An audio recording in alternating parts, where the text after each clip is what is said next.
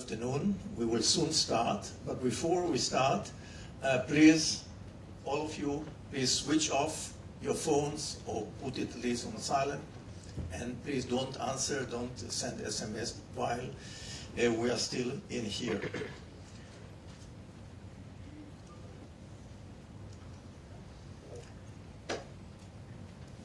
On behalf of Ort Israel, I'm very, very pleased to welcome 3 of the 2013 Wולf Prize laureates, Professor Juan Ignacio Sirac in physics, Professor Peter Zoller, also in physics, and Professor Jared Diamond in agriculture.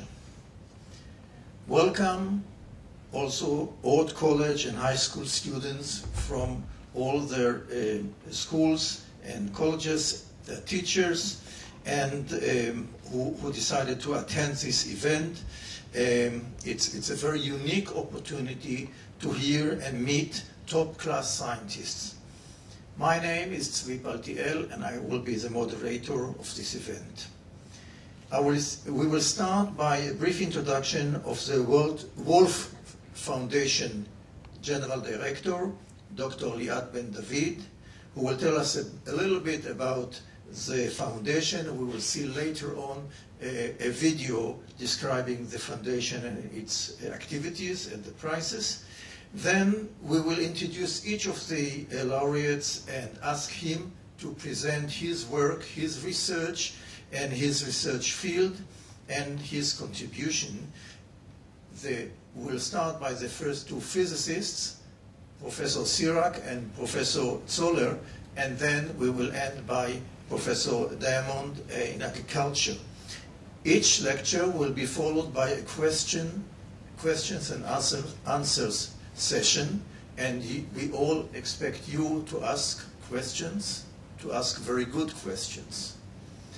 To encourage you to do that, we also have decided to nominate a jury, a team of 6 students who will select the best questions out of the questions you ask, and we will give some small prizes at the end of the entire event.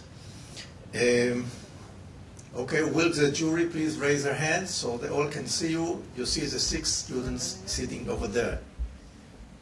And there is a good reason why they are sitting there. They will have to go out and consult at the other room before they come up with their decision. Okay, without any further delay, I would like to invite Dr. Liat Ben David, Director General of Wולf Foundation.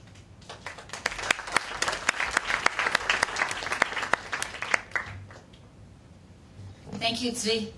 Good afternoon, Achar Tzoraim Tovim.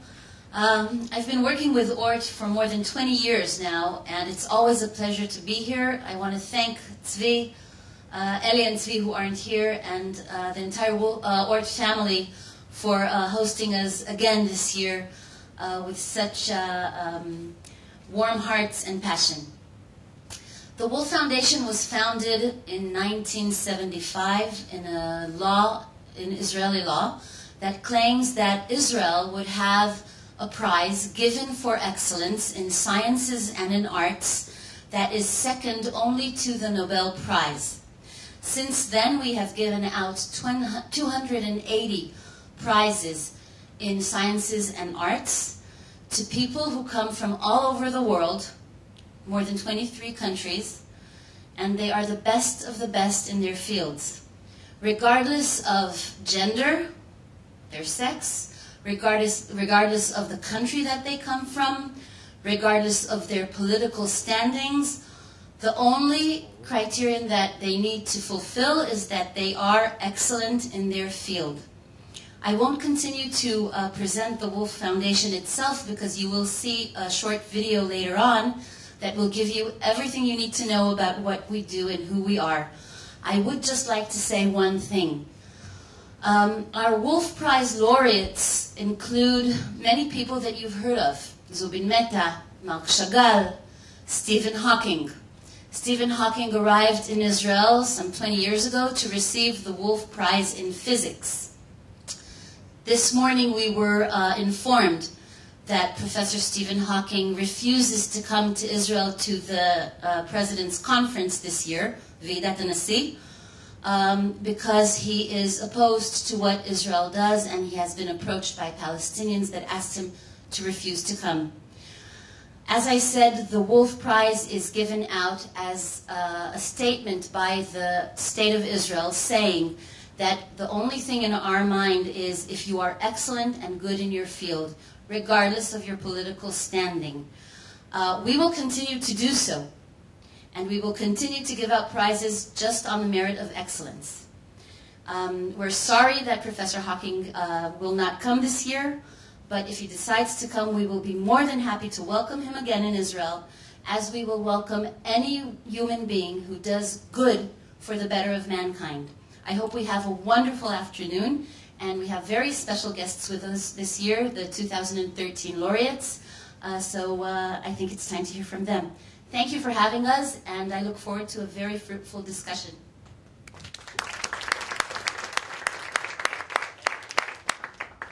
Thank you very much, Liat. Okay, we will just start, and we'll start by introducing Professor Ignacio Sirac, a winner of Wolf Prize in Physics, in collaboration together with Professor Peter Zoller. Professor Sirac is from a Max Planck Institute in Germany, and he received the prize for groundbreaking theoretical contributions to quantum information processing, quantum optics, and the physics of quantum gases, all related to quantum mechanics or quantum theory. And all these works that entitles him to get the prize were done together with Professor Peter Zoller, so the description that I will read now of the committee is for both of them. I will not repeat it later on when we introduce Professor Zoller. Both Ignacio Sirac and Peter Zoller are undoubtedly recognized as one or the two of the most prominent theorists in quantum optics, quantum information science, and the theory of quantum gases. And their impact on these fields of research cannot be overestimated and is outstanding by all means used to evaluate them. Among the numerous common works, two specific works stand alone and opened new fields of research. In 1995, Sirac and Zoller proposed a model for a quantum computer which could be practically implemented by the help of trapped ions. The very concrete nature of their proposal led numerous groups worldwide to successful experiments and had inspired many researchers, both theorists and experimentalists. Such quantum computer would be able to solve problems currently beyond the abilities of classical computers, such as the factorization of large numbers, which currently requires exponentially large computing time. And it cannot be actually all the kind of encoding and various techniques to keep secret information are based on the fact that computers cannot factor large numbers. Factories. The second outstanding contribution came as an outcome of the realization of gases Bose-Einstein condensation. A phenomenon occurs when the material goes down to a very, very low temperature close to the absolute zero. Proposed by both Bose, an Indian scientist, and Einstein in the 30s.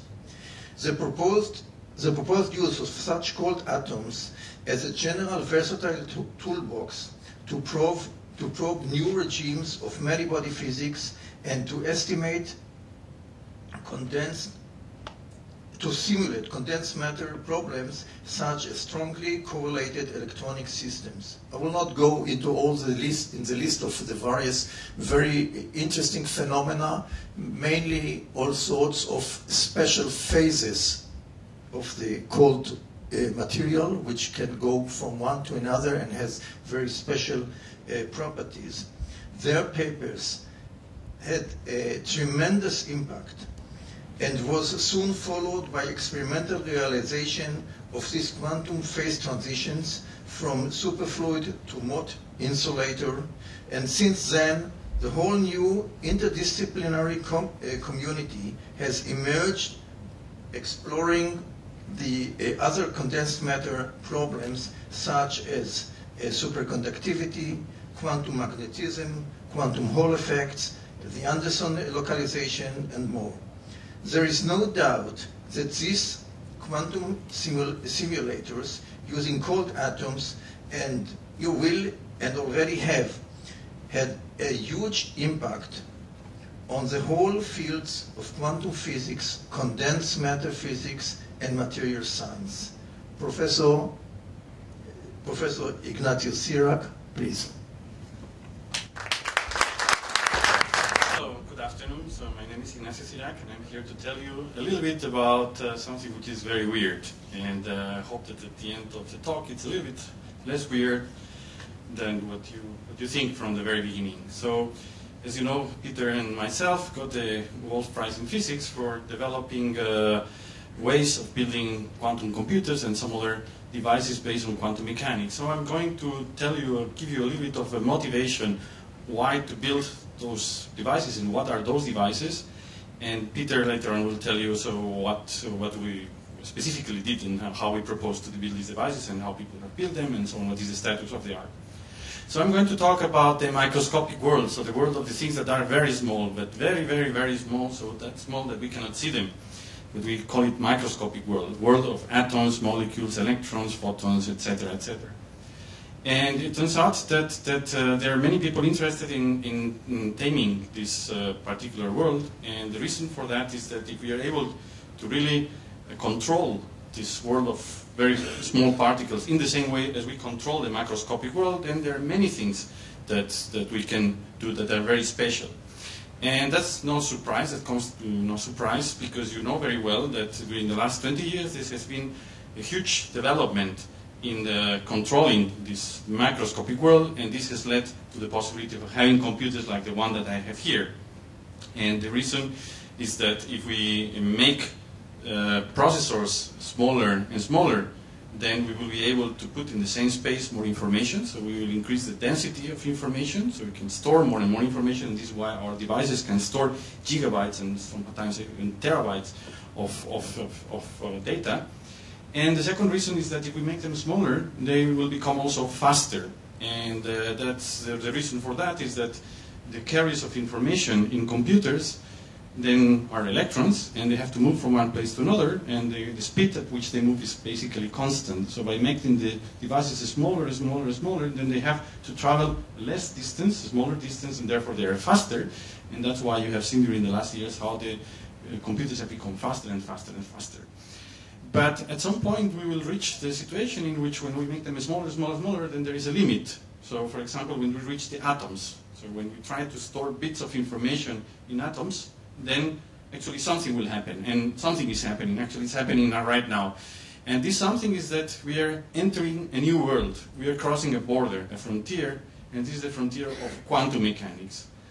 This microscopic world, then the laws that we are used to we're familiar with, they don't work anymore. So people don't move in the same way as they do in the macroscopic world, and some funny things happen. And that's the world of quantum mechanics, and that's what I'm going to tell you about. So if you haven't heard anything about quantum mechanics, I think it's a good time to listen to something like that. And let me make first some cartoon picture of what is quantum mechanics. So these laws that occur in the macroscopic world, which are so weird, so what would happen if we had them in the macroscopic world? So what could we do? Well, the first thing is that we could cross walls. So if I would be behaving according to the laws of quantum mechanics, I could disappear from here and appear on the other side. So Peter is looking at me with a funny face, but that's true. On the other hand, we could see things weird, like a cat that is live and dead at the same time. So a same object, the same system, can do two things at the same time. And also could happen something as weird as the following. I have to explain it with a little bit of detail. So imagine that you play casino, you play dice in a casino. You know very well that if you throw dice, then you typically get a random number, the 5, the 6. Well, imagine that now there are two casinos, one here and the other one in New York, and you play dice according to the rules of quantum mechanics. Then it could be possible that every time that you play dice here and you play dice in New York, you obtain a random result, but the same in both of them. So you throw here and throw 1. Then at the same time somebody throws dice in New York and gets 1. Now I played again and threw 3, and the other one 3, 4. And this without having any communication between these two dice. So random results can be very correlated, and that happens also in the world of quantum mechanics. So actually, quantum mechanics is a theory that unfortunately we cannot see in our microscopic world. It only works in this microscopic world. There are many reasons that we understand very well why this happens. But in any case, was developed by Max Planck 100 years ago, and at that time, so he was saying that actually, so he discovered by realizing that in order to explain certain experiments, he will have to assume that light is composed of particles, the particles that now we call photons. So you see the light that is coming from there is sending some particles to my eyes. These are called photons. And in fact, it's very easy to see that light is composed of photons. You just have to build an apparatus which is called photodetector that you would put here. And then as the photons are coming, then you will hear click, click, click, click, click, click, click, click. These are just the particles which are coming to the photodetector. But this was a revolution at that time, and this was a revolution because people had to spend many years just convincing themselves that light is made out of waves. And then Planck says, no, it's actually not waves, these are particles that are coming. And the reason why people were convinced that light was made of waves is because of a phenomenon which is called interference, because they observe that light interferes, and the way of explaining that is that light is made out of waves in the same way as the waves of the sea can interfere, or some other ways can interfere in some different way. But just let me explain now. So this means that if we want to, so how can we put together now the fact that light gives rise to interference, and at the same time light is made out of particles, of these photons. And that's complicated. So let me just explain you a little bit. So that's what is called an interference experiment, a double-slit experiment, in which light is sent from one place. You make two holes and then the two slits, and then the light can cross the two slits, and then you put here some screen. And what you will see if you do this experiment and you do it in the right conditions is that the light does not appear in this region, because this would be the light that crosses the border, but it appears only according to some fringes. This is what is called interference fringes. So in some sense, here there is light coming from one slit, there is light coming from the other slit, but there is no light arriving there. That's a well-known phenomenon of interference that you probably have learned in high school. Now people had to interpret this experiment, but with just taking into account that the light was made out of particles. So how can it happen? So this light was made out of particles, and some particles will come here and should appear somewhere here, and the light and the particle that went there should appear somewhere here. So you would expect to see two spots, not many spots, but still you see many spots. So you see this interference effect. And so, first of all, one can think that maybe this is because the particles collide with each other, and then they crash, and then they repel each other, and this is why they have this pattern. But actually, this is not true. One can do this experiment sending one photon at a time, and still one sees the interference. More funny, one can do these experiments with electrons, and one sees the interference. One can do it with atoms, and even with molecules, and one sees this interference pattern. So the way of explaining that is how quantum mechanics explains that, and what it says is that actually the only way of understanding this interference experiment is to assume that each particle went through both sides at the same time. And that's one of the shocking images of quantum mechanics. So in the quantum mechanical world, a particle can do two things at the same time. So I explained the cat can be dead and alive at the same time, and that's completely weird. And it's very weird because we don't see these cuts, live and dead. We don't see one particle going through two doors or one person going through two doors, because in our macroscopic world, there's nothing like that. It only happens in this small world, in this microscopic world. And that's a fantastic property. It's a fantastic thing that, I mean, if I would have time, I would try to explain a little bit better, but that's what it is, and that's something that happens. And so what we do, actually, is to try to take advantage of this property. That's something that people measure in the labs for many years, and it's very well established, and so on. So we try to make use of this property. So to use the fact that one particle can do two things at the same time. So how can you use that? Well, we use it in the context of computation. So let's now build a system made out of these particles which can do things at the same time, and therefore we'll have a computer that can do many, many things at the same time. And actually this is what a quantum computer is. So a quantum computer is like a computer that people are used to build normally, like a normal computer, but instead of working or encoding information and processing information in terms of zeros and ones, in terms of bits, it's composed of quantum bits. And these quantum bits are like bits, so systems that can take two values, 0 and 1, but then can also be in 0 and 1 at the same time. So the technical word for this being at 0 and 1 at the same time is what we call superposition. So these particles can be in superposition, so it can be at the same time in 0 and 1.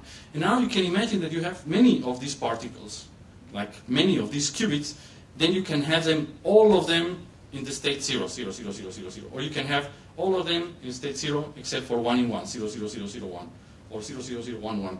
There is an exponential number of possibilities, so there are 2 to the n possible configurations, and quantum mechanics tells you that this set of particles can be in all these configurations at the same time. So what it means is that you can do, like in one of these configurations, one computation with another configuration, another computation, so you can do many, many, many, many computations just with a single computer at the same time. And that's the power of quantum information. That's the power of quantum computation, and that's the whole idea that people are trying to use in order to build a device which will be much more powerful than any other device. So let me just give you an example. This example that was mentioned before, the example of factoring. So what is factoring? So probably you know very well what is multiplication. So you take two numbers and you multiply them. Actually, it's very easy for you to multiply them. And in fact, if I give you a very large number, so with many, many digits, then you can multiply basically right away. To use a computer and you will do it right away. So I can multiply numbers of 100 digits, 1,000 digits, millions of digits, millions of billions of digits, and a computer does it in minutes, because this is what mathematicians call a simple problem. So the time of computation of the solution of the problem only grows like the number of digits of your system, or the number of digits squared. However, the opposite problem, the problem of factorization, is much more complicated. The problem of factorization is I give you a number and I tell you, and I ask you to give me two numbers such that multiply give the original one. For example, I tell you 15. And then you tell, oh, the factors are 3 and 5, because 3 times 5 is equal to 15. Now, if I give you a 3-digit numbers, then it will be harder to find the factors. 121, and you do it and think a little bit out, it's 11 times 11. And I give you now 1,577. It's a little bit more difficult. If I give you longer and longer numbers, then it will be much, much, much more difficult. And the reason for that is that in order to find what are the factors of a number, you have to start dividing. You have to divide by 2 and see whether it's divisible by 2. And if not, then you have to try 3. And if not, you have to try, well, 4 not, because it's not divisible by 2, so it's not 4. So you have to divide by the prime numbers. Okay, so you have to start dividing by the prime numbers, and there are many, and so you will have to do not only one multiplication or division, you will have to do many, many, many of them, and that's why this takes a big effort. And that's actually, this number has 179 digits, and that's a world record. At least it was like 5 years ago, that the largest non-trivial number that has been factorized using there were 4,000 machines, just 11 months. These 4,000 machines were distributed around the world. So if we had a quantum computer, then we could factorize numbers in the same way as we multiply. So it would not be much harder to factorize numbers than to multiply. And the reasons, you can understand it, because what we can do is with a single computer, we can do that one of these configurations that I told you before is trying to divide by 2. The other configuration is trying to divide by 3. The other configuration is trying to divide by 5, by 7, etc., etc. And all these things are running like in parallel, like using this property of superposition, using this property of quantum mechanics, using the property that a single particle can be doing many things at the same time. Then we can run all these computations in parallel, and therefore we just have to run it once in order to find the factor. Of course, I'm cheating a little bit. Things are much more complicated than that, but that's the basic idea, that with a quantum computer, we have access to, we are using the new laws of nature that we didn't have at our disposal before, and therefore we can do extraordinary things, and in particular solving these and other problems which are interesting in practice. So Peter Zoller will tell you about what is the present situation and how to build quantum computers. Let me just finish telling you that of course, that's, so the field that we are working is very interesting because on the one hand, so we're just looking at something which is very weird, these laws of quantum mechanics. So one has to understand a language which is a lot of fun, which is mathematics, complex mathematics. In that, it has relations with philosophy because the fact that a particle can be in two places at the same time means that it has not defined its properties. So reality has not been defined for these particles. So what we are used to think that when I don't look at something, then this something is well defined. Is the moon there when I don't look? Yes. Quantum mechanics tells you no. These properties are not defined when I don't look. And on top of that, it has applications like quantum computation that I mentioned here, communication. So one can use these new laws of nature in other contexts. And like every time that we look at history, when people were able to discover new laws or to make use of new laws of physics, then revolutions were taking place and new applications were taking place. For example, when people discovered electromagnetism, at the beginning nobody thought that we would use this property in mobile phones, but we thought that it was a funny property. Some electromagnetism, but later on this was used and this was discovered, or applications were discovered for that. Well, in any case, the field that we are working is called quantum science and technology, puts together mathematics, nanoscience, computer science, physics, device engineering. So it's a multidisciplinary field where you have to learn several things at the same time. And what is more important, it has many open questions and many applications that we don't know. So that's why I'm encouraging some of you at least to think about that, and maybe you are the ones who build a quantum computer or discover why these quantum laws of physics can be useful for something else. Thank you.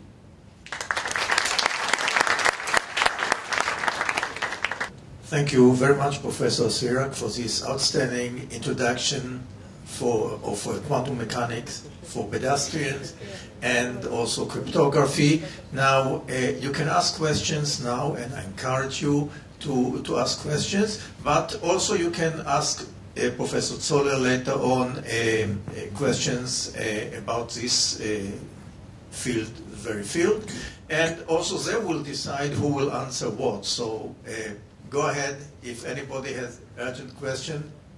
State your name, please, and where are you coming from, your affiliation. My name is Daniel Henke, and I'm coming from computer science, and I'm learning here in Olszynkołowski College. And my question is whether cryptography will be absolute once a quantum mechanical computer will be assembled and practical for factorization. It turns out that all the modern ways of cryptography use the security of these systems is based on the difficulty of factoring that I mentioned before. So to put it in simple terms, every time that you connect to internet and you give your credit card number in order to buy something, then the number is encrypted, and if somebody would be able to factorize large numbers, then would be able to get to decrypt this information. Okay? So it's secure at the moment because nobody knows how to factorize large numbers. So if we had a quantum computer, then we could factorize this number, and therefore the methods that we have nowadays would not be secure anymore. There are other methods which should use other kind of encryptions, but most of them, if not all of them, can be cracked by a quantum computer. Now, what happens is that actually quantum mechanics somehow gives you also the solution. So in the same way that one can use quantum laws in order to build quantum computers, one can use these quantum laws in order to encrypt messages or information in such a way that it cannot be cracked. Not even a quantum computer would be able to decode it. So this is the field of quantum cryptography, which I didn't have time to talk about. Okay. I'm Toma Davidor. I'm from Baorט High School nearby, and my affiliation is mathematics. Okay. In 1905, Einstein developed the theory of relativity, and a few decades later, he found out that his theory is being used to create the most devastating weapon humanity ever knew. As a man of science, do you think that development for the sake of development in any area of in any aspect is legitimate, or as thanks to the history of mankind, that there needs to be a system of balance and breaks to help guide development in a certain direction? Well, I mean, first of all, so we are scientists, and we do our research independent of what this is going to be used. Probably the research that we do can be useful to heal people or to kill people. Now, there are some other people who will be responsible for how to use this and how to make the laws that will hopefully make that the research that we do is used for something that is constructive and non-destructive. And we have to trust on these people. But I want to make clear that there is a huge separation in between what we do and so what can be done with what we do. And actually, if you look at history, if people had not done research, because bad things can be done, then we would not be here, and we would probably be not many of the things that we have. The lifetime would be much shorter, etc., etc. Hey, my name is Agiv Reich. I'm learning in Baorט in Netanya. And I want to ask you, you talked about the protons, that the light standing on the screen, right? How it's going to be physically? I mean, you've got the lights, only one proton to two places. Photon, sorry. Yeah, that's a funny property. So I will give you. I mean, it's very difficult to explain that in 5 minutes. Something that you have to study for 5 years in order to understand it. But in any ways, I will make an analogy. So the things how we explain in physics everything to people who are not experts is by making analogies. You say, oh, this is like that. The problem that we have in quantum mechanics is that there is not a single analogy of that. There's nothing like that. So when I give you an explanation, an analogy, I have to cheat a little bit. Okay, so I hope that people forgive me for that. And also, it's dangerous because when I give this analogy, then people will start making some kind of esoteric statements about what I'm saying, and that's not what I want. Okay, but anyway, I answer your question in the following way. So, what quantum mechanics tells you in some way is that in the microscopic world, and only in this microscopic world, the life of a particle can divide in different universes, like in parallel universes. So it can happen that a particle in one universe is going through the left slit, and in a completely different universe, which is not connected to the first one, is going through the right slit. So this sounds funny, but it appears in many movies. Okay? Remember that there is a movie where when somebody in one scene is killed, but there is a parallel universe where it's not killed. And so the same person was in one killed and the other not killed. Of course, this is not what quantum mechanics tells you, but that's the analogy that I'm making, that in this microscopic world, somehow the life of these microscopic particles can live in two universes at the same time. It's like can split into two universes, and in one it goes to the left, and in one it goes to the right. So in each of the universe there is a single particle. There are not two particles, there's a single particle. But if I ask you, where did the particle went through? You have to say both of them, because both of them are on equal footing. Okay, so that's a little bit the way that it explains it. I have another question. I mean, to continue, basically, in a few years, we can see like the cat, one dead and one alive. Basically, Actually, the answer is no. And the reason why these things occur in the microscopic world and not in the macroscopic world is very well understood. Because in order to have these superpositions, this fact that these kind of universes, it's necessary that those particles are completely isolated, that nobody looks at that, not even other molecule interacts with them. And that's why it's very hard to see this in bigger objects, because it's have to isolate this bigger object. And if we isolate a cat, then it will die before we can make any superposition. So this will not happen. Okay.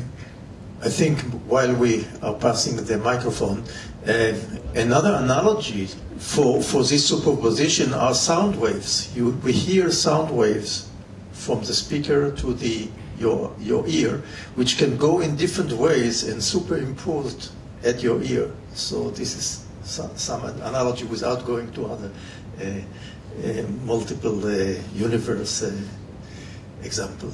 Another question. My name is Roe Hollenby. I'm a student at Ortsin College. And I'm curious as to at what rate is this science and research progressing, and how many years will it be more applicable? Peter will talk about that, so maybe. Laser point over here, then shining it on these ions, and then there will be light that will be somehow scattered, and this is the light that we see. And it turns out that this ion trap that we have here can be converted with some new ideas to actually be a quantum computer in the sense of building this kind of Schrödinger cats that Ignacio was talking about now here earlier. So I would like to tell you now a little bit the story behind this thing and the corresponding basic ideas. But let me also start out by just telling you, how this idea, sort of essentially came about, because it is very interesting to see how actually science works. So when both Ignacio and myself were in Boulder, there was a conference there organized by Dave Wineland, who is actually the person who built these atomic clocks. And it was an atomic physics conference, and what they usually do is this, that they invite some people from all different fields. And at that point, they decided to invite Otto Eckert, who was a theoretical physicist from Oxford. And he came and told the community, there's something great going on out there. People would like to build a quantum computer, because then it will be able to do all of these kind of things, the kind of stuff that Ignacio mentioned before, but nobody knows how. And then he gave the list, in order to do one, you would have to do this, these are the challenges. And then we looked at each other and said, well, we are working on these kind of systems over here. There's some lacking ideas, how to connect it, but eventually this was sort of the starting point. If you think about it, you can see you have to be open as a scientist to listen to all things, new problems, pick them up, and then they are quite often related to what you're working on at the moment. So let me tell you now a little bit about this ion trap quantum computer, what the basic ideas behind it, and how these things work. I've taken sort of a historical slide here. It's a slide that is quite old, but it shows the basic principle, and it also shows in particular the ion trap. There are some electrodes over here. You can see the string of individual ions over here. So these are charged particles. They will be trapped, so you can use laser light, like my laser pointer, when it's able to cool them down to very, very low temperatures, essentially 0 temperatures. And then they settle down in a little crystal, this one-dimensional crystal, where they repel each other and then form this kind of a string that you can see over here. And the idea now was essentially that we want to use these ions that are over here as a quantum memory. What do we mean by quantum memory? By quantum memory, we essentially mean that you should think of each of these ions like this is an atom, that has a proton, and then out there will be electrons. But look at the outermost electron. The outermost electron that goes around, if I'm using this language at the moment, the nucleus. This will have, should look at like being a little magnet, magnet that can point up, a magnet that can point down. So in the single atom, you would say this is the ultimate, storage, so to say. You cannot make something smaller in order to store classical information, zeros and ones, like in a classical computer. But this is a quantum object, so you cannot only store something which is, the little magnet pointing up and down, the spin pointing up and down, but it can also be in a superposition state of being up and down at the same time. In other words, this would allow you, this would be a memory cell that allows you to store a quantum bit which is in a superposition of a 0 and 1, instead of 0 or 1 that you have in a classical computer. And now you can see that these ions that we have over here, you should look at as a quantum memory. We have a string of these ups and downs, and of course they can't be in an entangled state, they can't be in a Schrödinger cat state like, a superposition of all of them are up, plus all of them are down at the same time, in many of these examples. So this would be an example of a Schrödinger cat state, and this is, of course, what quantum computers are about. You can see that all of these things are well isolated from the environment. This thing is in a vacuum, And I mean, the fact that historically these things were used to build atomic clocks is, of course, how people learned how to isolate the systems. But let me now move on and show you how this thing actually looks in practice. It's not very impressive. I mean, the scale is quite macroscopic, but again, you can see down here, this is now the individual memory cells, individual atoms that are used to store quantum information, and the little spins pointing up and down would be the ones where we store our quantum information, which is the memory, our quantum memory of our quantum computer. So the qubits, quantum bits, are two internal states of an ion. And then, of course, the other part of the story is this, that we know that we have to learn now how to manipulate this, because this is at the moment a quantum storage. You can store a Schrödinger cat in there, but you want to manipulate it also. So how to be manipulated? Well, actually, you can visualize these things in the form that, when you get your qubit, as I said, the little magnet pointing up or down corresponds to 0 and 1. You can visualize something that stores 0 and 1 at the same time. 0 is here, 1 is here, as sort of like being an arrow that points not in the vertical or down direction, but sort of covers the whole sphere, and 0 and 1 would be something that lies in the equator of the sphere. So what you can do now is this, that you take, again, the laser, like the laser point over here, and you can shine it on these ions, and what you can do is this, that you can rotate these little magnets over here in the sense of these quantum superpositions. So a laser allows you to manipulate these things, but actually you have to do something a little bit more complicated, because you have to do also operations where, for example, suppose that the first ion is up, then there's another ion over here in some other state. If the first ion is up, then you do not want to rotate this thing, but if this thing is down in the state 1, then you would like to perform a rotation. Okay? So you want to do conditional operations. In computer science, this would be called a controlled NOT operation, sort of, depending on the state of the first one and the second. Now what's matching in quantum mechanics is that, it's not that, if this thing is in 0, don't do anything over here, this thing is 1, then you do that. Okay, in quantum mechanics, this thing works on superposition states. You have something where, the first qubit can be up and down at the same time, and then, up and down at the same time means that there's a parallel operation going on that, for the part of the wave function which is up, you do nothing, for the other part, you actually do something over here. Okay, so you have to do gates. And our idea was to implement these things by using the motion between these phonons, and here you can see the classical motion of this ion string. But what we want to do, or what we had in mind, and what the experimentalists in the meantime now do is this, that you use laser cooling to cool these ions down to absolute 0 temperature. Really, I mean, these ions don't move anymore at all. But then you can do stuff like, for example, making a Schrödinger cat of where the ions are at rest or the ions are moving. It would be a quantum superposition. The ions are at rest and moving at the same time. This would be a little Schrödinger cat. And the idea was then to use this Schrödinger cat of the ion moving and not moving as the data bus that would allow you to perform this operation where two of these little magnets, the spin up and spin down, would be entangled in a certain controlled way. And this is a way of building gates. Now in the meantime, experimentalists have been very advanced. That 10 years ago, if you did something like a quantum operation that I'm describing over here, you could write the famous paper in Nature. In the meantime, the progress has been such that you're not able to do only a single operation, but you're able to do many. Now, in order to do something very useful along the lines that was mentioned before, like Ignacio said, for factorizing numbers, maybe you need 10,000s of qubits, and you need maybe 1 million of these operations. At the moment, we can do these things on maybe 10 ions, maybe a little bit more, 14 ions, and the number of operations that we can do is maybe now 150 before the whole thing falls apart.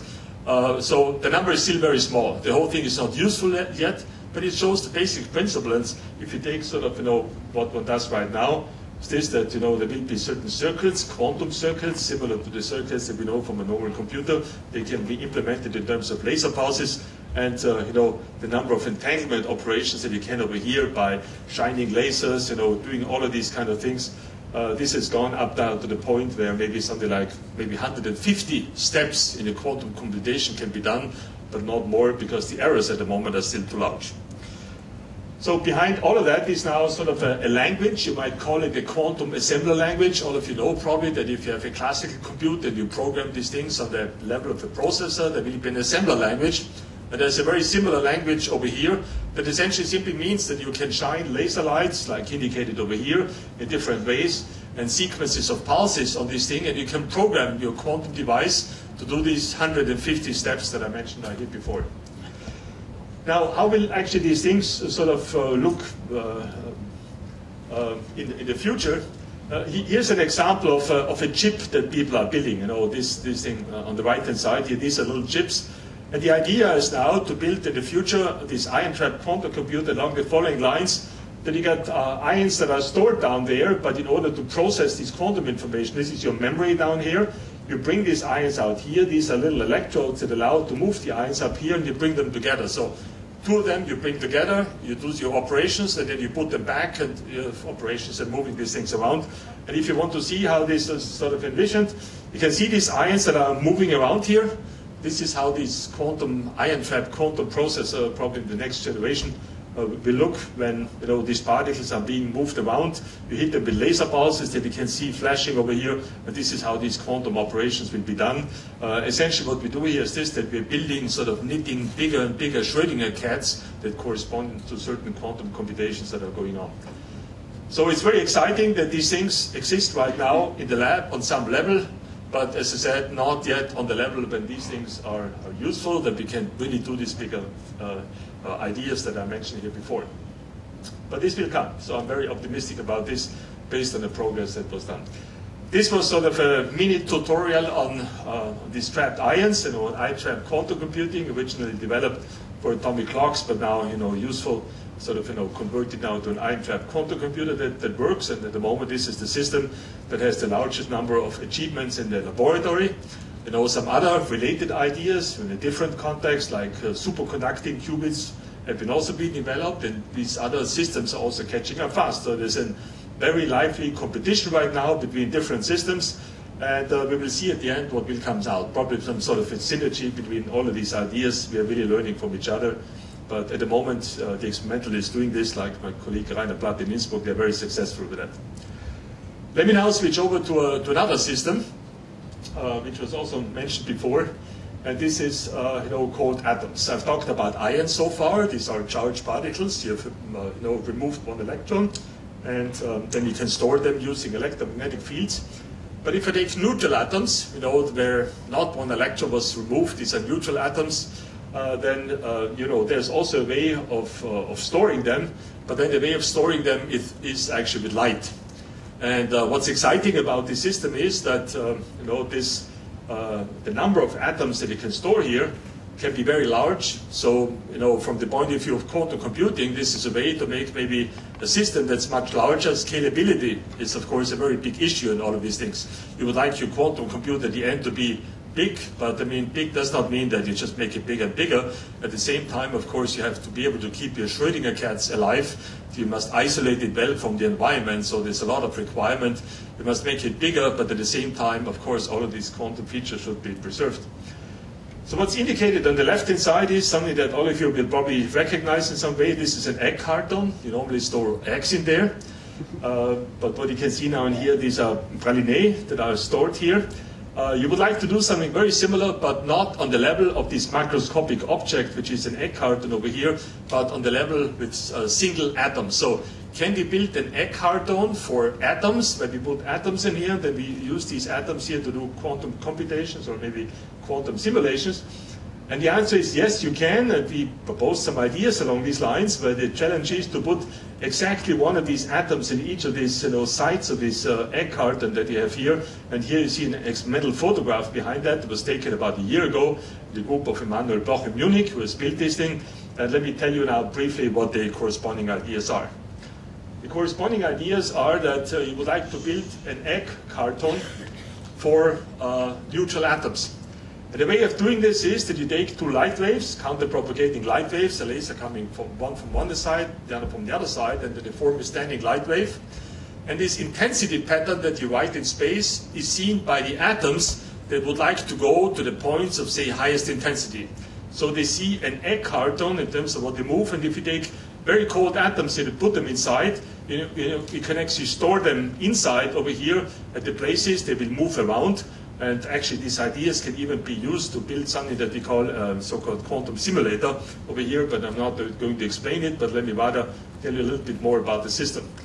You can see here all these different lenses and lasers that they shine in, and here in the middle is the atoms that you get. This is the wave function psi indicated over here.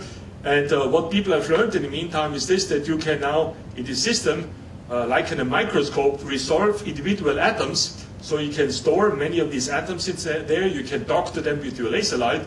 And there are some ideas also of performing certain entanglement operation. This is a bigger picture that shows it. You can see the individual atoms over here. These are single atoms that you have trapped, in this egg carton that you built with laser light. Okay, and here's sort of the theorist's picture along these lines. And this is the experiment. At the moment, this community knows how to manipulate single atoms and just put them and arrange them in a way together and talk to these atoms individually.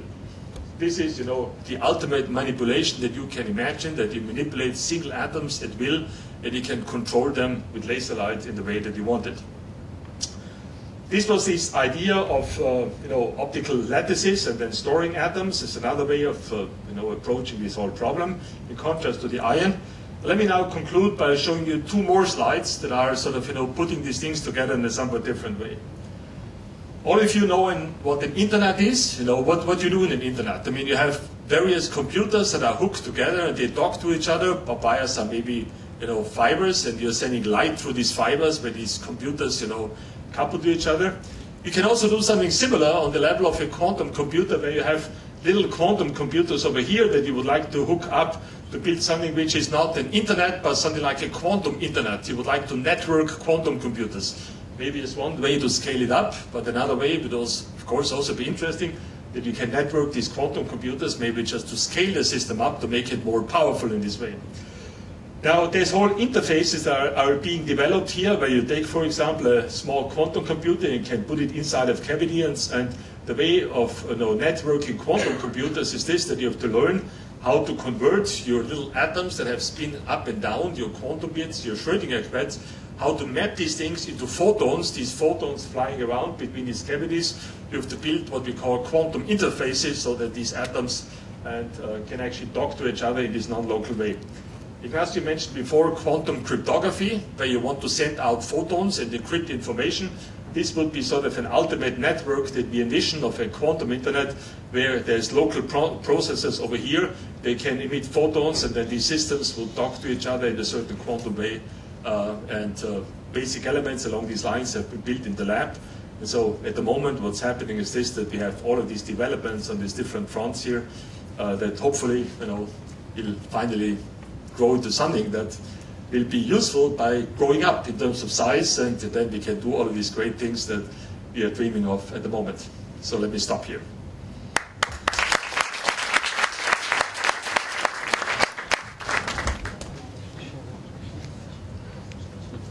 Thank you very much, Professor Zoller, for this magnificent, most interesting presentation. Any further question on this topic? My question was to be answered by you, and the question was, at what rate is this science progressing, and in how many years do you guys see it to be more applicable? Okay, I would say that the rate at which these things are progressing, in my opinion, is incredible, in the sense that to do a single of these quantum operations 10 years ago, was a Nature paper. Everybody got very excited just to do a single step. Now, in the meantime, my ex-medical colleagues, do maybe something like 150 steps along these lines. So, in that sense, progress is enormous. The question: at what point do these things become useful? I mean, useful in the sense of factoring numbers, like what was mentioned before. This is sort of the Mount Everest of all of that. And I mean, before you climb Mount Everest, you climb smaller peaks, and you would like to have also a lot of fun on the way. There's a lot of interesting applications, and to give you one, people at the moment are using these kind of ideas to build, for example, better atomic clocks. So there's something which is called a quantum logic clock, where atomic clocks are made better. You can, have better timing, and this is sort of spin-offs of these ideas. Another level would be that you can build at the moment small-scale quantum computers involving a few qubits. There's a big challenge out there to identify applications, and one of them, for example, could be this quantum networking, where you would like to do quantum communication combined with some quantum memory, combined with some local computational power that you have. So, while these systems are growing, we are identifying various applications, but the ultimate holy grail is, of course, really the general purpose quantum computer.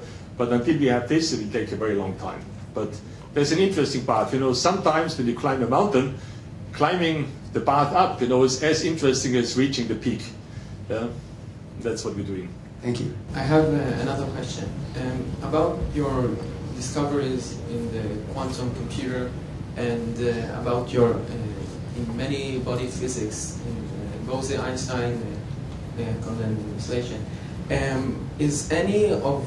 Are those two discoveries related, or is one derived from each other? What came first, and how can you see a connection between the two? You can look at this problem from 2 points of view. You can look at it, from the point of view of saying, I would like to build a bigger quantum computer. Okay, you're not interested in this many body physics and Bose-Einstein condensates, and then the question that you face is this: can I do something that you can see over here? That I can build an egg carton where I can store as many quantum eggs as possible. Quantum eggs being atoms, of course, and in a very controlled way, because I want to use them for quantum computing. And then you say, okay, in order to do that, I'm using these recent achievements, experimental one of Bose-Einstein condensation that provides me the cold atoms, which allows me to do exit listing here, but in such a way, and this was an idea that we came up with, Ignacio and myself, in this context, that there's a certain protocol that allows you to reach exactly one atom per lattice site, and this is sort of what we showed over here. Here, for example, let me make a certain pattern. These ideas allowed us to form this pattern. So if you're interested in building a bigger quantum computer, this is very useful. But you can look at the same thing also with your eyes of saying, I'm not interested in building a quantum computer, but I'm maybe interested in looking at very complicated quantum dynamics of a many-body system, because these atoms, when they move around here, and they're hopping around, they will interact. This is a very complicated quantum mechanical problem. And all of the materials that we have, like superconductivity and so on, they quite often involve problems of this type that we do not know how to solve. But here we can build model systems that we can control, that we can learn about, that allow us to study these many-body quantum dynamics, and then we call these things quantum simulators, that will allow us eventually to design or maybe learn about new quantum materials that maybe classical computers are not able to solve. So that's the world of quantum simulators, and in that sense, you can look at these things from two perspectives, and both of them are very interesting. If you have a series of ions and you try to store some information in them, and you store one configuration in it, and then later on you want to extract that configuration, you said that one series of ions can be as many as configurations as possible. How can you extract the one configuration that you stored earlier? In this quantum memory, we can store superposition state. There's one configuration that corresponds to something plus any other one. This is our Schrödinger cat, say all us plus up plus all down at the same time. And you're saying, how can you retrieve these two different configurations from the computer? That's what you're asking. Yes. And the answer is you cannot. Okay. So at this point, you might say, okay, why the hell am I here then? Because the whole thing is useless. No, a quantum computer works in a little bit more sophisticated way. Remember the interference that Ignacio explained before. Light was sort of traveling one way, and light was traveling another way, these photons, and then they interfered. What a quantum computer can do is this, that these different paths, of computing something, there may be one computation along this path and here another one, that these different computational paths can actually interfere. And even though in the quantum computer at the very end you are able to do only one single measurement, it is the interference of the computational path, that the classical computer would go this path or would go this path. A quantum mechanics computer allows to go both paths at the same time, but then they can interfere.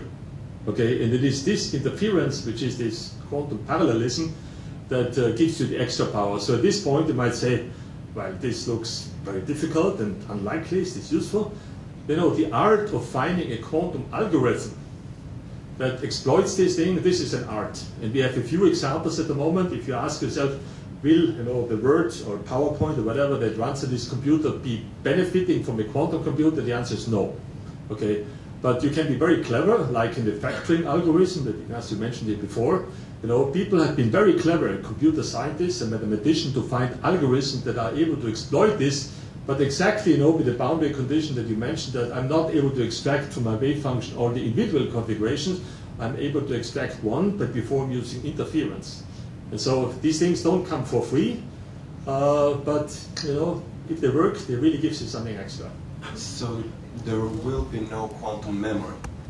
There is quantum memory, but the quantum memory is sort of, quantum memory means something different. For example, I can have a Schrödinger cat state, okay? And now, if you look at the Schrödinger cat state, you would say, can I find out that this is a Schrödinger cat state? Well, if I do a measurement on the system, my Schrödinger cat will collapse, okay? Classically, I cannot, if I give you a quantum state, and then say, I want to find what it is, and you start looking at it by doing a single measurement, you have destroyed it. So in this sense, you can never measure the quantum state that you have, okay? Because if you look at it, then you destroy it. What you can do is this, that if you prepare the same state over and over again, you can look at it from different sides, and therefore reconstruct it. This is what we call quantum tomography. But what you can do is this, that quantum tomography. Tomography it's called, yeah. This is how some of these things are tested, yeah. But, so what I wanted to say is this, that if I supposedly, quantum memory is able to keep this unknown quantum state in the quantum memory, and of course you're able to perform quantum operations on it. So even though I'm not allowed to look at it, the quantum memory can keep it, has this interference, and this allows you then to interfere in this computational paths. So the whole thing is rather sophisticated. You get nothing from real life, but there's something left, which is this extra kick that really makes a difference. Hi, I'm Noah Dar, I'm from Ort Holland. My question is, if you can control more than a few atoms, then what would be the next step for building a quantum computer or something else other than just figures in the atoms? You can do it for a few, eventually you want to do it for many, and as I said, for this, computer scientist dream of factoring numbers, and if you want to run really these interesting quantum computer protocols that people are dreaming about, you might need about 10,000 atoms, and even more important, you have to be able to do then 1 million operation on them. At the moment we celebrate when you do 150. You want to do 1 million, so you can see, where these things will go and what direction it has to develop. But as I said before, on the way of scaling these things up and working on this, it will be a lot of technology and a lot of interesting things. We also want to identify problems where, a small number of atoms are useful and give you interesting results in physics. The way that I always put it is also like this. We at the moment are really theoretical physicists. We are sort of working on, fundamental things in physics. But it is very clear that, with all of these things developing, maybe 50 years from now, you can go to some university here, maybe, I don't know, here in Tel Aviv or Haifa or Jerusalem, whatever, Weizmann, and you can be able to study quantum engineering. The moment you can study electrical engineering. Maybe you will be the first generation that goes to university then, and you can study quantum engineering. You will be a quantum engineer where all of these things become an engineering job to build quantum computer and quantum devices that are using this kind of quantum phenomena. So there's this development of technology. We are still basic scientists, and we are sort of in a win-win situation, because maybe on the way of building these quantum computers, we will find out, and this would be most exciting for us, that actually quantum mechanics is wrong. Because if you build bigger and bigger Schrödinger cats, maybe at one time nature says no bigger cats. Okay? Then this would mean quantum mechanics is wrong. This would be extremely exciting. So, but if quantum mechanics is right, we'll be able to build a quantum computer. So it's sort of a win-win situation at the moment, and that's exciting about. Thank you very, very much. There might be perhaps further questions, but we have limited time. So thank you, Professor Toller, and thank you, Professor Mira.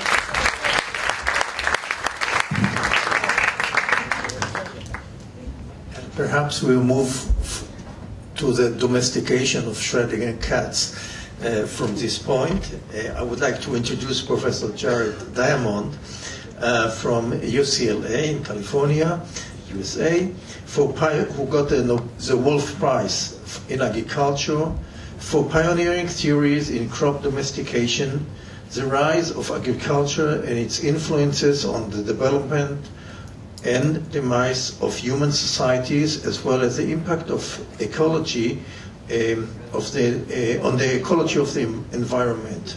Professor Diamond operates at the macro level of societies, continents, plant and animal systems, and contributed to the understanding of the processes of domestication and their importance in shaping the evolution of agriculture and social systems, emphasizing the introduction of sustainable agricultural and natural resource management systems that recognize the interaction between agriculture and environment. Professor Diamond has developed a multidisciplinary approach, melding knowledge and methods from biophysical and social sciences to analyze the historical evolution of human societies across the globe. In his book, Guns, Germs, and Steel, his multidisciplinary approach shows how ecological and geographical differences between societies affected their domestication opportunities, their agricultural trajectory, and their aspects of human evolution. Spread of languages, evolution of epidemic diseases and collapse, survival and prosperities of societies. In his books, Collapse, he uses case studies to document the short-term decision-making, ignoring natural resource dynamics that may lead to agricultural collapse. The book makes a strong intellectual case for policy-making that emphasizes the sustainability considerations. Diamond publications and research contribution earned him the 1999 National Medal of Science. The enormous and impressive scope of Professor Jared Diamond scholarship, depth and breadth, and that focuses on the role of the agriculture in human development is worthy for recognition by the Wולf Prize in agriculture.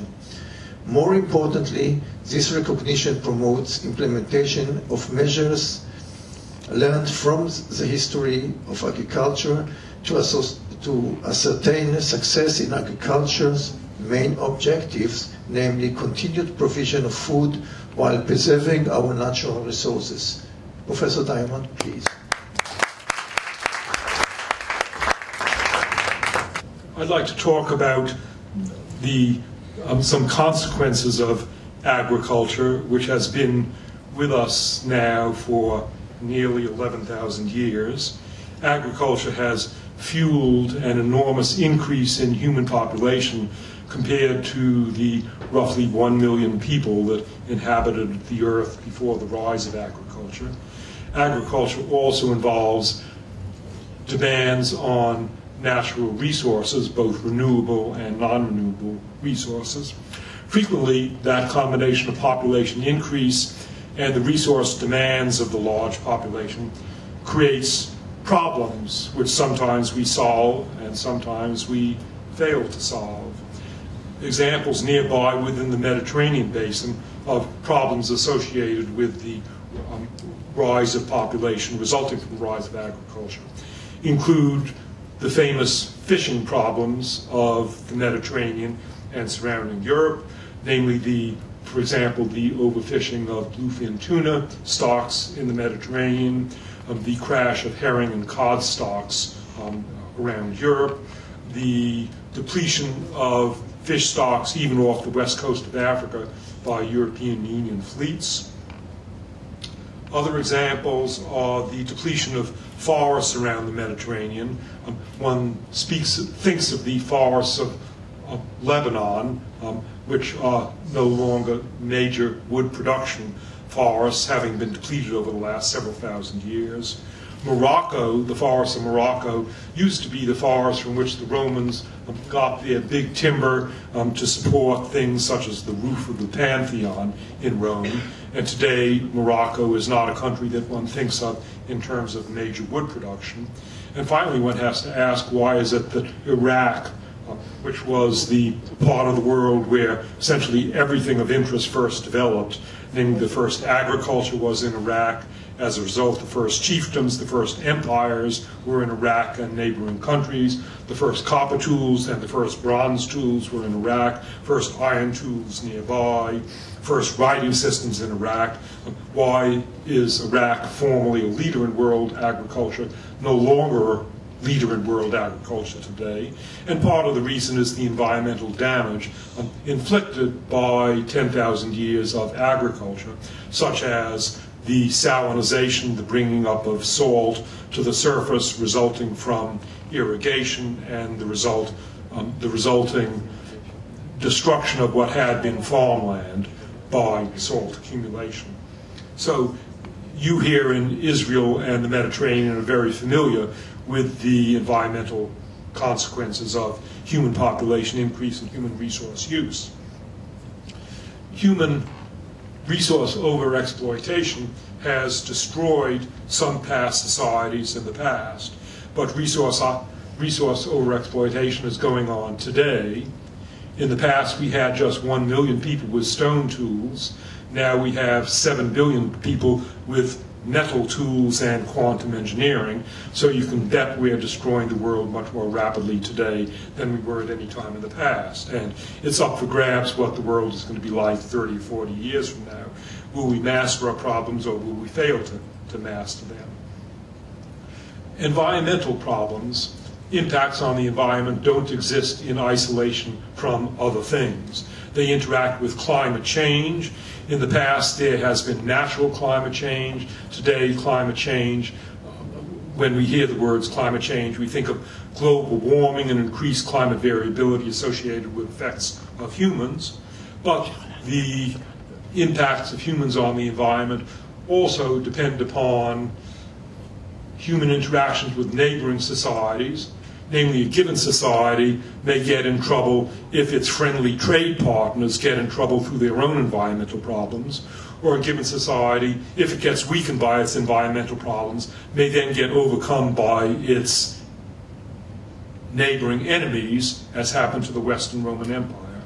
And finally, a society's institutions, political, social, and economic institutions, all interact with human environmental impact and climate change and friends and enemies to produce a complicated stew of problems. In the past, some of the most innovative and powerful societies of the past have been destroyed by problems of resource use interacting with climate change, friends, and enemies. Among the famous examples, the most advanced civilization of the New World before Columbus, of Native Americans, was the Maya civilization of the Yucatan Peninsula, Mexico, and Guatemala. The great Maya cities such as Tikal, Palenque, Uxmal, the Maya cities collapsed one after another from about AD 800 onwards due to an interaction of deforestation and climate change, drought, human demands on the environment. Another famous example, the most powerful empire in Southeast Asia, about 700 years ago, was the Khmer Empire, based at Angkor in what is now Cambodia. The Khmer Empire is famous for collapsing, such that those of you who've been to Cambodia probably went there to see the temples at Angkor, and you may have wondered why on earth did people put all this enormous effort into constructing these temples and then abandon them. The resolutions come out within the last decade. It's clear that on the one hand, the Khmer put tremendous stress on the environment because there were so many people practicing rice irrigation, agriculture, and deforestation and soil erosion that overwhelmed complicated water systems. And at the same time, there was climate change, shift in the monsoons, increased variability, greater floods, greater droughts, result fall of the Khmer Empire. Among the many other examples, these, at least people survived in Cambodia and people survived in the Maya area. There were also cases where everybody ended up dead.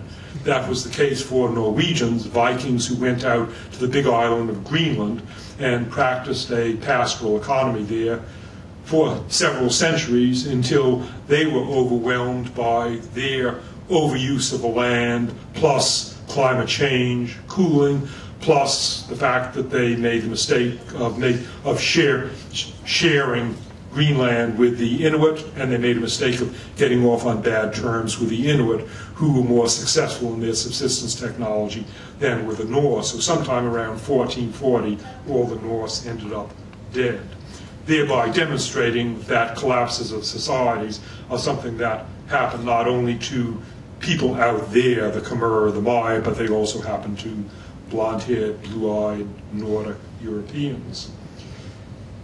At the same time, it's not the case that all societies are doomed to collapse. There are plenty of societies that have successfully mastered environmental problems that did in other societies. And examples of successful mastering of environmental problems are what happened in Japan of the Tokugawa era from about 1600 onwards. The Japanese faced a forestry problem from constructing cities of wood, which tended to burn down and got rebuilt. And the Japanese discovered that they were depleting their forests, having to go further and further afield in Japan to get wood for rebuilding their cities. But Japan in the Tokugawa era solved the forestry problems that did in the Maya and the Vikings and the Khmers. They solved them in two ways. First, by restricting the use of trees for particular purposes, and secondly, by promoting the development of scientific agroforestry. So Japan became self-sufficient in timber. Another example, European example, is Iceland, which for a long time was the poorest country in Europe and ecologically is perhaps the most fragile country in Europe because it's volcanic and has powder-lined soils. When Norwegians, Vikings colonized Iceland, they initially behaved as they did in Norway, not realizing that the soils of Iceland are much lighter and more prone to erosion being blown away than the soils of Norway. And the result was that about half the topsoil of Iceland was eroded or blown off within the first couple of centuries of human settlement. But the Icelanders discovered what they were doing and eventually learned to manage their ecological problems so well that until recently, Iceland was among the 10 richest countries in the world on a per capita basis. There's now a blip, a downturn, thanks to a banking crisis rather than an ecological crisis. But the long-term prospects for Iceland are excellent because Iceland has solved its environmental problems in a really difficult environment. What about today? One can talk about the societies of the past, but that's interesting and fascinating. Yes, it makes good books to read about, but what about today? We really care about what's going to happen to all of you within the next few decades. All of these problems that face past societies, problems of population growth, deforestation, overfishing, soil erosion, water problems, all of these problems of the past are also familiar problems today. And the question is, are they going to do us in, as they did in the Maya, or are we going to solve them, as did the Tokugawa Japanese and the Icelanders? Among scary cases today, think of the environmental problems facing China, massive soil erosion in China. China has essentially lost its native earthworms. You might say, worms, how sad. Who on earth cares about worms? Well, worms are what maintain the fertility of the soil by turning over the soil and generating new soil. And so it's estimated that China has lost something like 1/3 of its agricultural productivity as the result of the near loss of its earthworms. The air quality in China is notorious, as any of you who've been there know. The lifespan of a Beijing traffic policeman out on the streets is 41 years because of respiratory diseases. The water quality in China is atrocious. Another example in modern times from Africa is what happened to the African nation of Rwanda, most densely populated country in Africa. As population rose in Rwanda in the 1980s and early 1990s, the Rwandans deforested their hillsides, farms got smaller and smaller as there was more and more people, and finally the lid blew off Rwanda in 1994 when Rwandans temporarily, if I can use the term solved in a grisly way, their population and ecological problems through the means of 6 million Rwandans, killing about 1 million Rwandans and driving another 2 million into exile. The worst fantasy of the British economist Thomas Malthus about what would happen if population grows unchecked. And of course there's world climate change today, which affects all countries, Israel, the United States, Australia, all countries. Is the outlook bleak? No, not necessarily. There are areas where we successfully manage our environmental problems. I mentioned the mismanagement of Mediterranean fisheries, the mismanagement of European Union fisheries. The EU is among the worst offenders in fishery mismanagement in the world, but there are fisheries that are well managed. Within Europe itself, the herring fishery in the River Thames is managed sustainably. Within North America, the Alaska wild salmon fishery is managed sustainably. The Pacific West Coast whitefish fishery, which provides the fish for McDonald's fish and chips, is managed sustainably, meaning that we know perfectly well how to manage fisheries sustainably. It's just that, unfortunately, there are many fisheries that we are not measuring sustainably. And similarly with forests, yes, there are areas where there has been large-scale deforestation, and where deforestation is still going on today. But we know perfectly well how to manage forests sustainably. The Tokugawa Japanese did it independently. Scientific agroforestry began in Switzerland and Germany about 500 years ago. And anybody who's flown over Germany, when I flew over Germany for the first time, knowing about the history and the population of Germany, I was amazed to look down and see that about 1/3 of Germany is covered with forests, and those forests are really micromanaged. Germany is very careful about managing its forests. So in general, we do know how to manage forests sustainably. We know how to manage fisheries sustainably. All that's required is not some technological innovation, but the necessary political will to extend sustainable management practices around the world. What it all means is that, particularly those of you under the age of 30 here, you're the ones who are going to face the consequences of our choices, because by the year 2050, either we get onto a sustainable economy and you have a happy life ahead of you, or by the year 2050, we will have failed to get onto a sustainable economy, and you will already be in a miserable world by then. But it's you young people who vote and will vote for the next several decades. You're the ones who will make the decisions. You're the ones who will also talk to your parents. And if you see your parents making bad decisions, you tell them that they're making bad decisions, and that you're disgusted with them, and you're not going to talk to them until they start shaping up and making good decisions. So the future of the world, the future of your world, is in your hands. I would say that I'm 51% optimistic that you will make the right decisions. Thank you.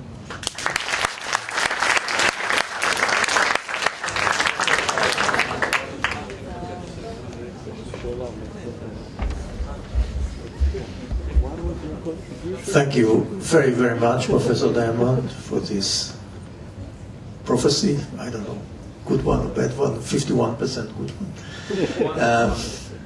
Any questions? My name is Karina and I learn in Haute Holland.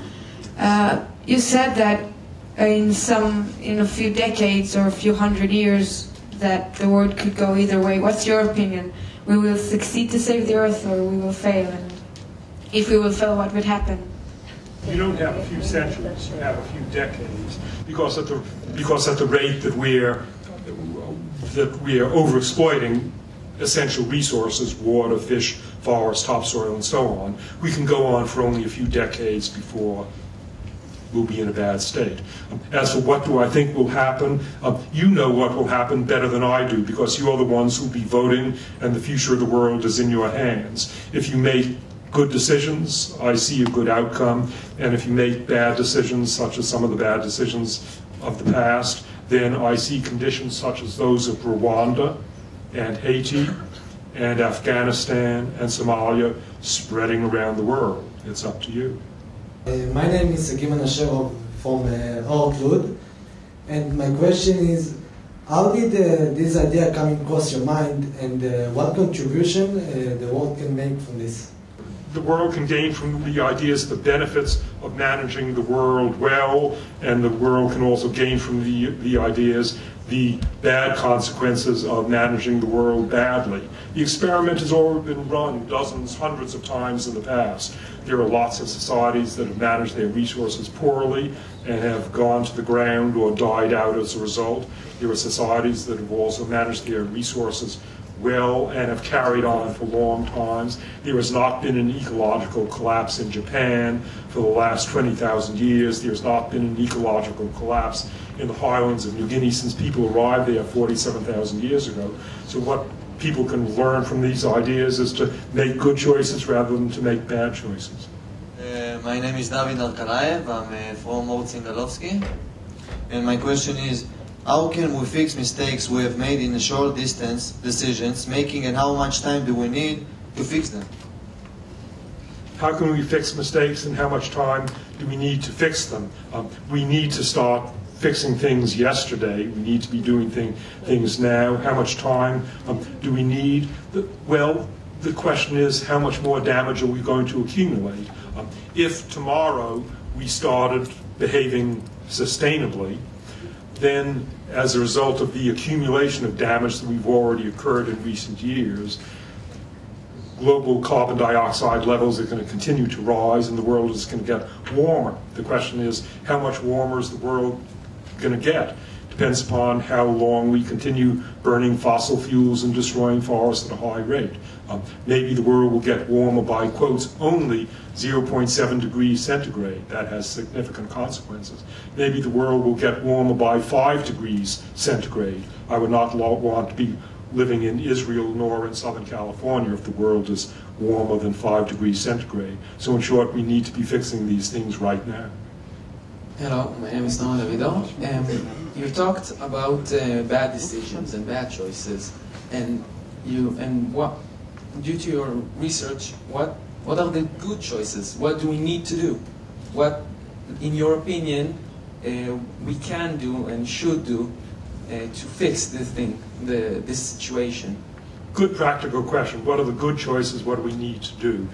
The outcome that we need is to manage our resources sustainably. As for what all of you and I can do in order to manage the resources sustainably, the first thing to do in a democracy is to vote, because frequently the parties competing in a democracy have big differences in their political platforms. In the United States, our two parties differ greatly, and our presidential candidates differ greatly in their environmental policies. And some recent elections in the United States have been decided by ridiculously small margins. The presidential election of 2000 was settled by a few hundred votes in the state of Florida, which means that if 50 people had voted differently and convinced 10 of their friends to vote in the same way, we would have had a different president and a different party in power.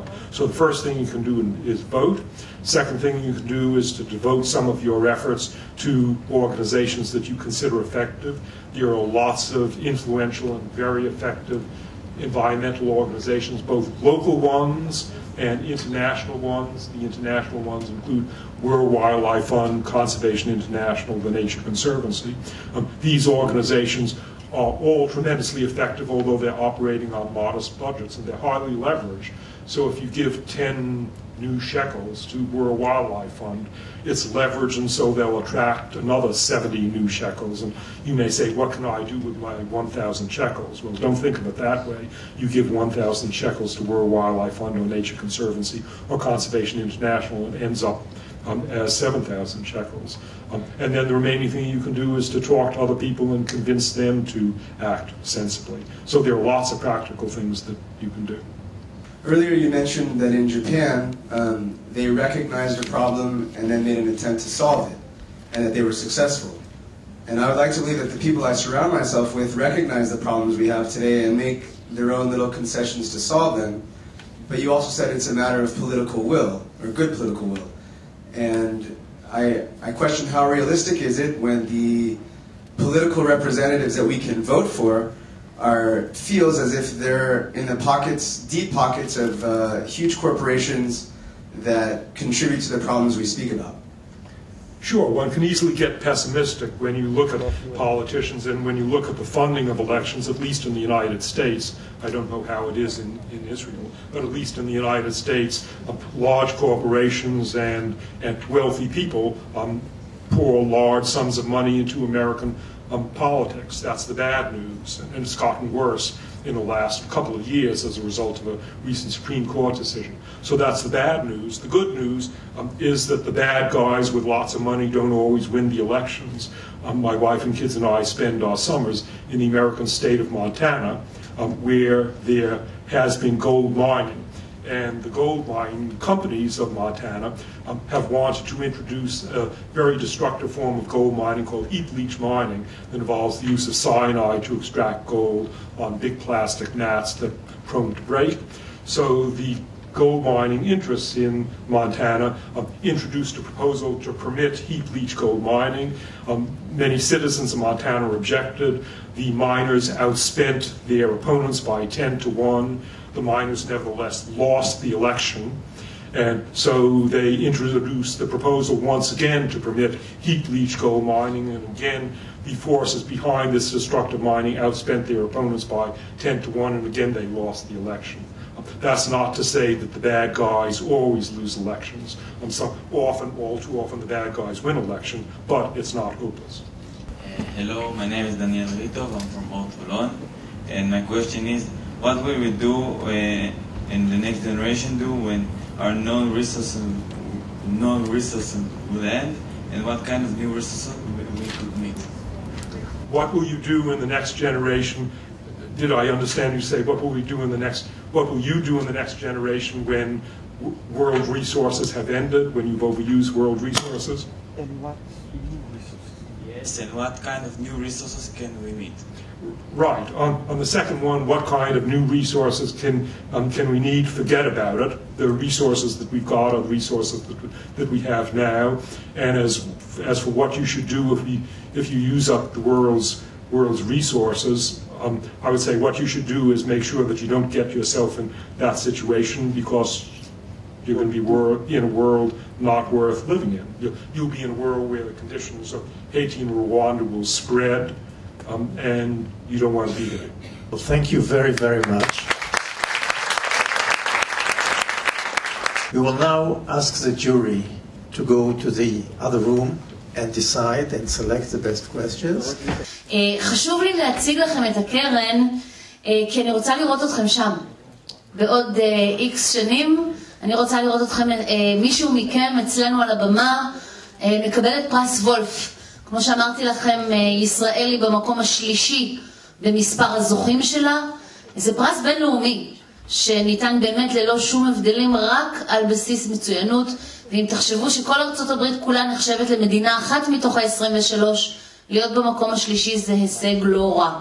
אז המסר המרכזי של קרן וולף, שהיא קרן ישראלית שהיא שנייה באמת רק לקרן נובל בשוודיה, אין עוד מדינה שמחלקת מערכת כזו של פרסים כל כך יוקרתיים וחשובים עבור מצוינות, וזאת בהחלט, כמו שאנחנו אוהבים להגיד בחיוך, אבל לפעמים להתכוון לזה גם גאווה ישראלית.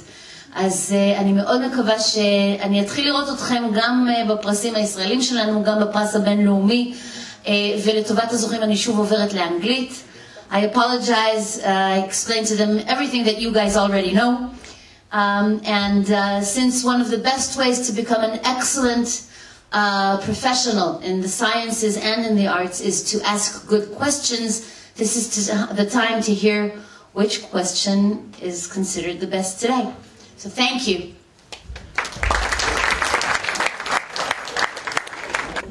First of all, I'm sorry I don't have the questions, but I have the names of those who asked the questions.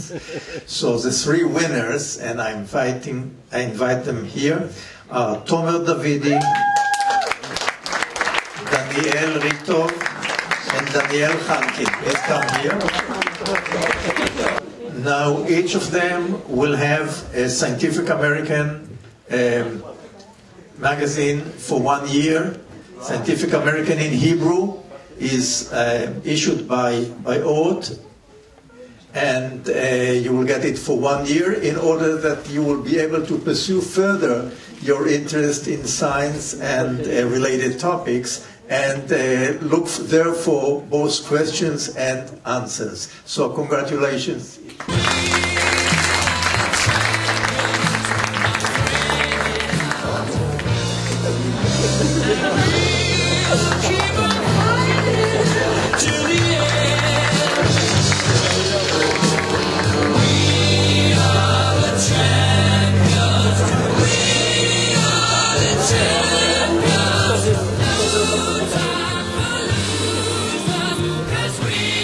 Ah Let us conclude by first thanking our three speakers for their excellent, not only work, scientific work, but also very inspiring lectures. Professor Ignacio Sirac, Professor Peter Zoller, and Professor Jared Diamond.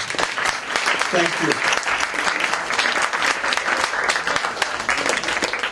We here highly appreciate the collaboration with the Wולf Foundation and its Director General, Dr. Liat Ben David. Thank you, Liat. And I hope we will have other opportunities next year and the years later in the future. I would like to thank the staff of ORT who helped in producing these events. I will not read names, but for all of them, thank you very, very much. In just a moment, we will close this event but thinking about whatever we see, whatever we measure, whatever we experience or do in this wonderful world should never cease. I urge you all to continue asking meaningful questions in search of proper answers. You may find or you may consult your teachers, your books, the internet, in search for such meaningful answers. If you find no satisfactory answers there, you may go even to enrich world top scientists. And I'm sure our three distinguished lecturers included will be helpful if you indeed tried all the other opportunities, all the other possibilities, and you found no good answer. You can even ask them. I'm sure they will be happy to answer. However, if your question is a valid and interesting one, and none of the answers is satisfactory, then you have a research worth pursuing in your hand, and you should pursue it. And perhaps Dr. Liat Ben David will invite you to this very place once again under similar circumstances in, say, 20, 30 or 40 years. So thank you all very, very much. We are now closing this event, and I would like to invite the winners and those who ask the best questions and the jury to come here, and we'll have some photos before we will adjourn. Thank you very much.